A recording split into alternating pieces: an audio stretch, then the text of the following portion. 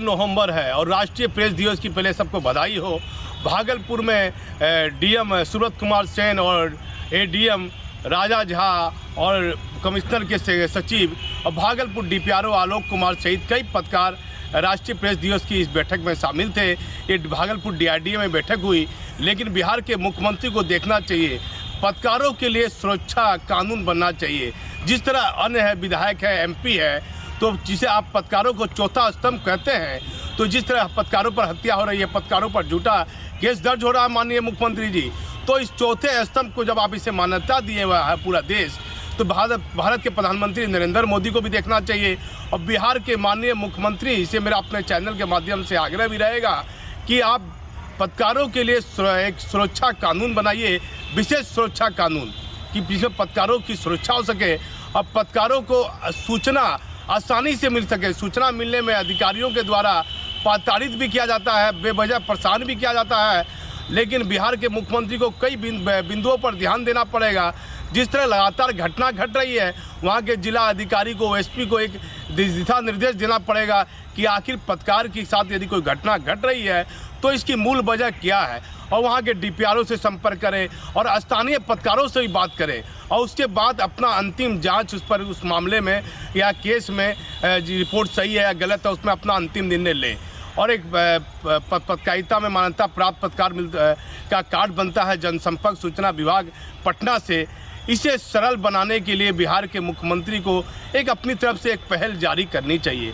बिहार के माननीय मुख्यमंत्री जी, आपने तो कई अच्छे काम, बेहतर काम किए हैं, मैंने अपनी चैनल के माध्यम से कई बार दिखाया है, लेकिन पत्रकारों के लिए आप कुछ कीजिए। पत्रकारों के लिए कम से कम निःशुल्क बीमा बिहार में लागू कीजिए कि कोई पत्रकार यदि एक्सीडेंट से या अन्य कारणों से यदि किसी कारण से मरता है और उस पत्रकार के पीछे उसके माता पिता नहीं है और मात्र छोटे छोटे बच्चे और पत्नी है, तो उसका पारिवारिक जीवन, आर्थिक जीवन कैसे चलेगा।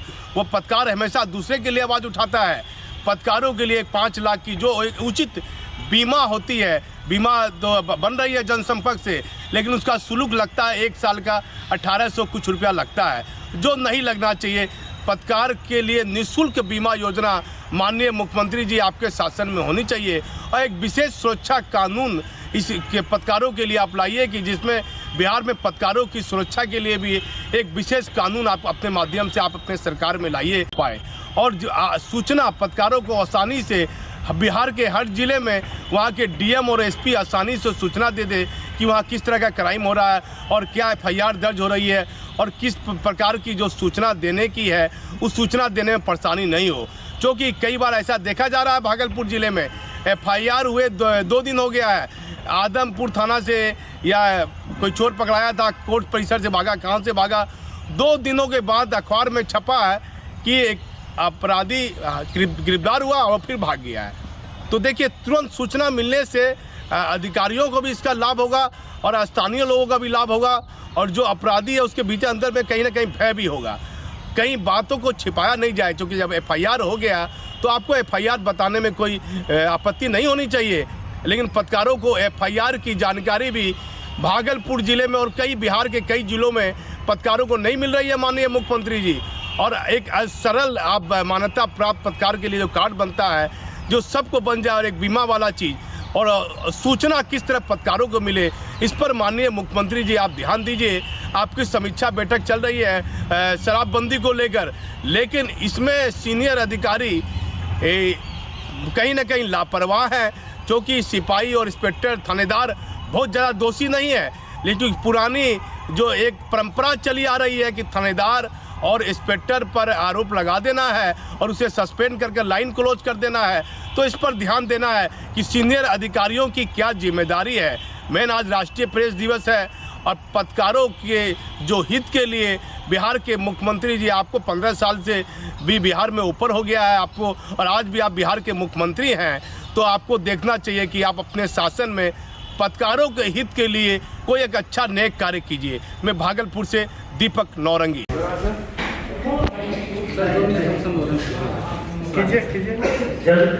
राष्ट्रीय प्रेस दिवस के अवसर पर डीआरडीए सभागार में उपस्थित जिला पदाधिकारी महोदय, अपर समाहर्ता महोदय, विशेष कार्य पदाधिकारी और विभिन्न मीडिया संस्थानों से उपस्थित मीडिया प्रतिनिधियों का मैं स्वागत करता हूँ। जैसा कि आप अवगत हैं कि प्रतिवर्ष प्रेस दिवस का आयोजन किया जाता है 16 नवंबर को, क्योंकि इसी दिन जो है तो प्रेस काउंसिल ऑफ इंडिया का स्थापना 1966 में हुआ था। तब से 16 नवंबर को जो है तो प्रेस दिवस आयोजन की परंपरा रही है। मैं जिलाधिकारी महोदय से सादर अनुरोध करता हूँ तो वो आप लोग को संबोधित करें।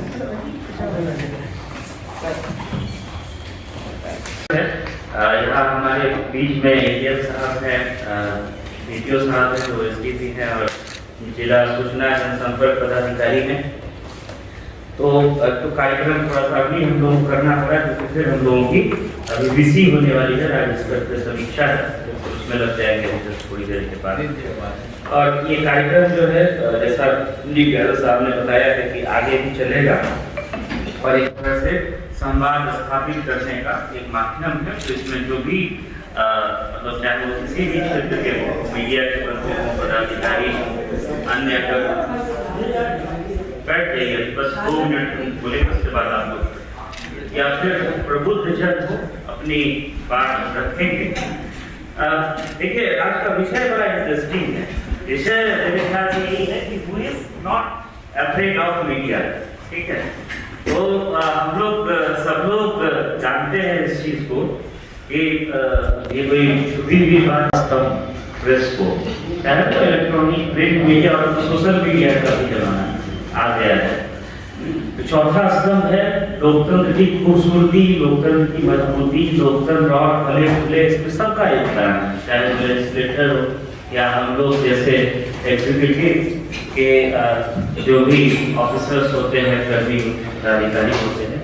और मीडिया सब पे नजर बनाए रखता है कि कौन सी चीज कहाँ पर छूट गई है, कौन सी चीज उस हिसाब से नहीं हुई है जैसा कि मैंडेट है, इस हिसाब से करना चाहिए। बहुत अच्छा बात है, बार बार जैसे हम लोग जब तैयार होते हैं तो आईना देखते हैं कि ढंग से तैयार हुए या नहीं हुए। जब हम बाहर निकलते हैं या कोई काम करने के लिए जब अपने को तैयार करते हैं तो आईना दिखाने का मीडिया जो है वो काम करता है। और एक मजबूत लोकतंत्र के लिए, खूबसूरत लोकतंत्र के लिए ये बहुत जरूरी है कि हम लोगों का जो मीडिया हो वो स्वतंत्र हो, मजबूत हो, वो भी बहुत अच्छे से काम करे। और अगर किसी भी अंग में कहीं कोई दिक्कत है, कहीं कुछ लग रहा है कि कमी है, तो उस कमी को सुधारने के लिए वो चीजों को सामने लाए, ताकि संबंधित विभाग, संबंधित जो विंग है उस चीज में वो सुधार कर सके। और देखिए अच्छे बुरे लोग सब जगह होते हैं, चाहे वो हम लोगों के प्रोफेशन में हो, हम लोगों की सर्विस में हो, किसी भी प्रोफेशन हो, मीडिया में हो, तो वो तो हर एक जगह पे सब तरह के लोग होते हैं। बस हम लोगों का उद्देश्य यही रहना चाहिए कि हम लोग जहाँ हैं उससे बेहतर कैसे कर सकें। बेहतरी की संभावना हमेशा रहती है। कभी भी जो है जैसे लकीर बार बार बोलते हैं, एक लकीर इतनी बड़ी है तो हो सकता है वो बड़ी हो किसी कॉन्टेक्स्ट में, एक उससे बड़ी लकीर खींची गई तो वो बड़ी हो गई कल के दिन में। तो हमेशा बेहतरी की संभावना रहनी चाहिए और सब लोगों का ये प्रयास रहना चाहिए कि हम लोग कैसे, हम लोग जिस सिस्टम में हम लोग रह रहे हैं, जहाँ हमारा जन्म हुआ है, जहाँ हम काम कर रहे हैं, जिससे हमारी रोजी रोटी चल रही है, हमारा परिवार चल रहा है, उस सिस्टम को चाहे जिस भी भूमिका में हम कितना कंट्रीब्यूट कर सकें ताकि वो सिस्टम और बेहतर हो सके। तो मीडिया इस पे हमेशा से आईना दिखाने का काम करता है और ये बताने का काम करता है कि कौन कौन सी चूक जो है वो हुई है। और गलतियां होती हैं, गलतियां कभी कभी जानबूझ करके भी लोग गलतियां करते हैं, कभी अनजाने में भी गलतियां होती हैं। अगर आप जानबूझ करके गलतियां कर रहे हैं, डायरेक्ट पनिशमेंट है उसके लिए, जो भी दोषी हैं उनको निश्चित रूप से वो सजा मिलनी चाहिए। और अनजाने में अगर गलती होती है तो उसके लिए भी प्रावधान है। सरकार में या विभाग में या जो भी हम लोग सिस्टम में काम करते हैं, हर एक चीज जो है वो प्रावधान के रूप में सामने है। और कई चीजें जो कई बार देखते हैं कि वर्णित नहीं होती, तो फिर उस पर निर्णय लिया जाता है कि इस चीज को किस हिसाब से एड्रेस करना है। तो आज का विषय बहुत इम्पोर्टेंट है। हम लोगों को इस विषय को इस रूप में लेना चाहिए कि मीडिया जो है कई बार उन चीजों को हमारे सामने में लेकर के आती है जो एक बार रूटीन तरीके से देखने पे वो चीजें छूट जाती हैं, उस पर ध्यान नहीं जा पाता है। बहुत सारा कारण हो सकता है कि व्यस्तता हो, इच्छा शक्ति की कमी हो, या हो सकता है कि समय का अभाव, कारण बहुत कुछ हो सकता है। तो उसको बहुत पॉजिटिव रूप में, इसमें अफरेड या डरने वाली बात नहीं होनी चाहिए, उसको पॉजिटिव रूप में लेना चाहिए। कैसे हम लोग और सिस्टम को मजबूत कर सकें, सिस्टम को सुधार कर सकें और सभी लोग इस सिस्टम के पार्ट हैं। डेमोक्रेसी जितनी मजबूत होगी, जितना सिस्टम के सारे अंग मजबूत होंगे, वो सभी के लिए बेहतर है। चाहे वो मीडिया के बंधु हो, प्रशासन के पदाधिकारी हो, वो एक साधारण किसान हो, गांव में रहने वाला, दिहाड़ी मजदूरी करने वाला कोई व्यक्ति हो, तो सबके लिए इस चीज में सुविधा होगी और सब लोग जो है अच्छे से अपने सपने को साकार कर पाएंगे। तो इतना ही हमको कहना था। और आज के इस प्रेस दिवस की ढेर सारी आप लोगों को शुभकामनाएं। अगर मेरे पास समय होता तो हम आप लोगों की भी बात सुनते और ज़्यादा समय यहाँ देते, आपसे इंटरेक्शन करने का भी मौका मिलता, लेकिन आज समय अभाव है, इसलिए जल्दी में हम लोगों को ये कार्यक्रम कराना पड़ा। एडीएम साहब रहेंगे हमारे बीच, आयुक्त महोदय के सेक्रेटरी साहब भी उपस्थित हैं, तो अन्य पदाधिकारी जो रहेंगे और अन्य मीडिया के कर्मी और प्रबुद्धजन जो भी अपना वक्तव्य रखना चाहेंगे। तो कार्यक्रम तो निकल सब चलेगा, ठीक है, ये कार्यक्रम कंटिन्यू करेगा और इन्हीं शब्दों के साथ अपनी वाणी को विराम देता हूँ और आप सभी को ढेर सारी शुभकामनाएं। बहुत बहुत धन्यवाद। इस जो मीडिया के साथ जितने भी लोग हैं उनके साथ कंधे से कंधे मिला के सारे, चाहे ब्यूरोक्रेट्स हो, चाहे आपको लोकतांत्रिक जनप्रतिनिधि हैं, सबको साथ साथ कार्य करने की आवश्यकता है ताकि हमारा लोकतंत्र मजबूत हो सके, स्वस्थ हो सके और देश आगे बढ़ सके। आज आप देखते हैं कोई पदाधिकारी हो या जनप्रतिनिधि हो, तुरंत एक प्रेस कॉन्फ्रेंस हो जाता है ताकि जो भी बातें होती तो सूचना आम जन तक पहुंच जाए। पहले इसकी कमी होती थी।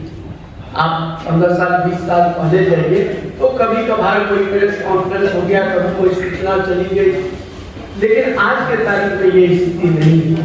आज छोटी सी छोटी बातें होती हैं तो हम लोग चाहते हैं तो हमारी भी बातें जो सरकार कार्य कर रही है उस कार्य के बारे में आम जनों तक लोगों को पहुँचाया जा सके।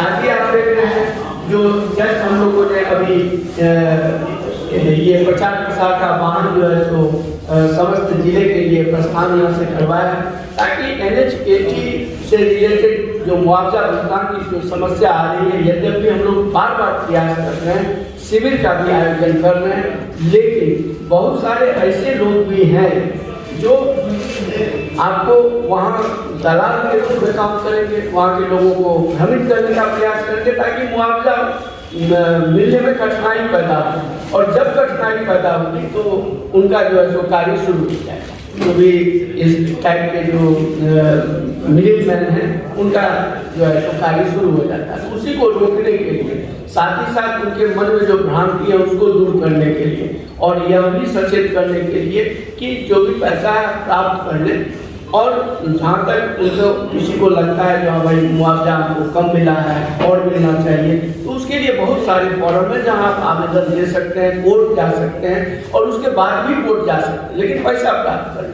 यदि हम शुरू में ही कोर्ट में पैसा दे देंगे तो फिर उसको मिलने में काफ़ी कठिनाई होगी। तो इन्हीं सब बातों को फैलाने के लिए आज हम लोगों ने प्रचार प्रसार के माध्यम से, वाहन के माध्यम से जो है सो प्रचार प्रसार किया है। ये तो जाहिर है, तो ये भी एक सूत्र है ताकि सूचना लोगों तक पहुंच सके और इस सूचना को और द्रुत गति से फैलाने का कार्य जो है तो हमारे प्रेस के लोग करते हैं, तो वो प्रेस के माध्यम से भी इस सूचना को फैलाएंगे। तो उस जो प्रचार प्रसार की वाहन जा रही है उसको एक सांस के रूप में एक उसको बल भी प्रदान होगा जो नहीं इसमें सत्यता है। टॉपिक्स पर फोकस किया जाए। यस, बस यही चाहते हैं। राइट। सबसे तो मैं पहले आप लोगों को धन्यवाद देता हूँ कि आप लोग आए यहाँ पे और सुनने के लिए तैयार हैं जो मैं बोलने जा रहा हूँ। मैं ये भी नहीं कह सकता हूँ कि मैं जो बोलने जा रहा हूँ इससे kind of authoritative discussion, but मैं इतना जरूर आप लोगों का एश्योर करूँगा कि it will help in creating a बेहतरीन डायलॉग। मैं पहले बता दूँ भाषण की बात आती है तो उसमें ओरेटरी का जो स्किल है वो एक प्रमुख मुद्दा रहता है। मैं ये आपको बता दूं, मैं कोई ओरेटर नहीं हूँ और आप लोगों को पता होगा कि one of the most important orator in ancient India and ancient Europe was Cicero. घपला नहीं करते, वो लोग मीडिया से नहीं डरते हैं। मीडिया से वो भी डरते हैं जो गलत काम करते हैं, जो माफिया हैं वो डरते हैं। बल्कि आजकल तो मीडिया भी डरने लगे, मीडिया को डराया जा रहा है। कुछ पदाधिकारी भी हैं उसमें, कुछ जो है विधायक जो है एमएलए नेतागण बोल सकते हैं उनको, वो भी डराते हैं, बात नहीं करना चाहते हैं। मनमोहन सिंह हमारे साबिक वजीर आजम, ex prime minister of India ने अपना एक किताब लिखा है, उसमें चेंजिंग इंडिया के नाम से उसमें उन्होंने कहा है कि मैं वो वजीर आजम नहीं था जो प्रेस से बात करने से डरता था। मैं प्रेस से बाकायदगी मिलता था और हर गैर मुल्की दौरे पर वापस पर प्रेस कॉन्फ्रेंस करता था। और उन्होंने कई प्रेस कॉन्फ्रेंस किए, हमेशा मीडिया के करीब होते, लेकिन हमारा मौजूदा प्रधानमंत्री मीडिया से दूर रहते। अब देखना यह है कि कौन डरता है कौन नहीं डरता है, बात यह है। तो ज़्यादातर लोग मीडिया से परहेज करते हैं, गलत काम करने वाले मीडिया से करते हैं। ठीक है सर, इतना कह के ये दो बातें हैं मीडिया के साथ जो मेरे नॉलेज मेरी जानकारी में है। तो मैं यही कहना चाहता हूँ कि ये who is not afraid of media.